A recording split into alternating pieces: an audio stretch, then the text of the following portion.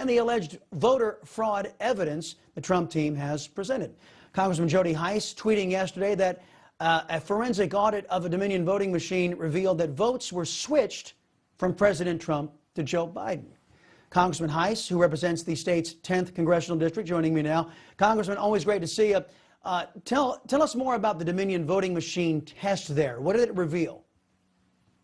Well, I mean, what we are finding out, and it's one of two things. It was either the Dominion voting machine itself or it was human error. There were reports on both sides. So we're still trying to determine. We do have an affidavit in hand, in fact, that the switching of votes occurred.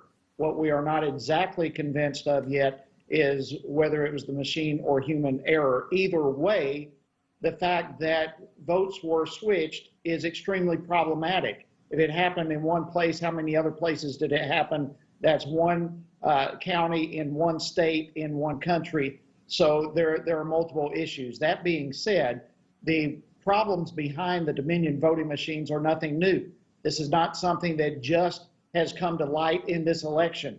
We have had hearings this past year in which even some of my Democratic colleagues, Jamie Raskin, for example, from Maryland, expressed tremendous concern over the accuracy of the Dominion voting machines throughout this year. And so this company, these machines have a history behind them that's very problematic. And what we are calling for is if there is no problem, as our Secretary of State is claiming, then prove it. Let's have an audit of the machines, check them out, and if there's no problem, great. That's great by everyone. But if there is a problem, for crying out loud, we need to know about it. This election is too important, too critical for us to try to sweep potentially such a major issue under the rug. Let's audit the machine and find out indeed what we're dealing with. No, I concur. And let me ask you a little bit more, because there's a report out there, a couple of reports, about a sequestered Dominion voting machine that was fed an equal amount of ballots for Trump and an equal amount of ballots for Biden. So the machine should have revealed a tie when it came out of the other end, the results. However, the machine is rumored to have revealed a 26% advantage for Joe Biden on this sequestered machine. Do you know anything about this test that was conducted? Has your office received a briefing on it? No, we've not received a briefing on that, but we continue to hear those types of stories. And that is not only in Georgia. Just today, we were hearing tremendous similar stories coming out of Arizona. So the fact is, these voting machines have a history of whatever is the problem, creating an algorithm, if you will, that is able to manipulate votes in a slight way to where most people perhaps would not even notice it. But when you get in and start digging in and having a forensic study of these machines, they are extremely alarming. And I have seen enough of these type of reports myself to be extremely concerned. And for that reason, we are pleading for our Secretary of State to order a forensic look into these machines, and let's see if that type of scenario that you described is actually happening. If it happened in Georgia, if it happened once, it could happen in this next election coming up with the senators. We've got to deal with this now. The people of Georgia, the people of the United States need answers. Yeah, makes sense to me. One more thing before we get to your Secretary of State. This video that came out of State Farm Arena, some folks in the press are claiming, oh, there's nothing to see here. It's perfectly normal to dismiss everybody out there so no poll watchers are around, and then just to count ballots with nobody around. My understanding, that's against the law. So what do you know about this video? Has it been debunked, as some less than credible media outlets are saying? Is everything A-OK as far as you're concerned in this video? Absolutely 100% not A-OK. This is extremely concerning. Look, we had these ballots placed under the table approximately 8:30 a.m., a covered table. They sat there all day long until supposedly there is a water line break at such time, and there's no volume, but a lady comes in the middle of the room. You can see her arms waving. The counters leave the room, media leave, and then here comes people dragging ballots out from underneath the table, and for the next 2 hours, those ballots are counted.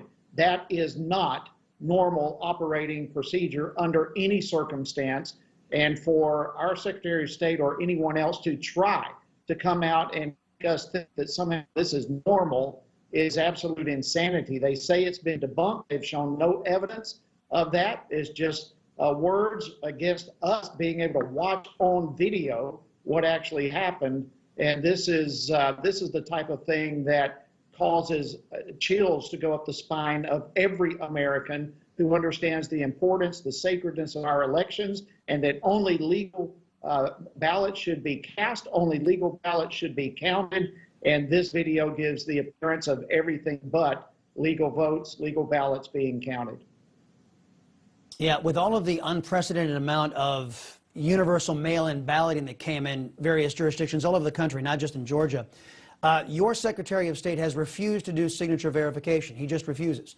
So a lot of people are emailing me saying, what can Republicans do about a rogue Secretary of State? Is there anything that folks like you, folks on the state level, can do about Mr. Raffensperger?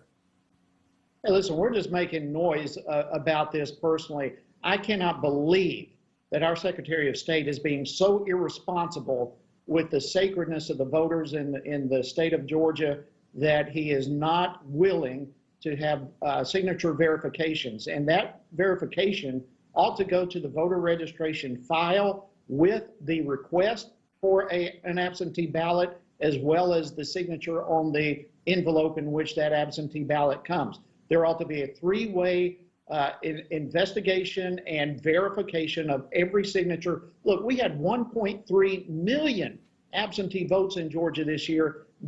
We have never even come close to this type of numbers.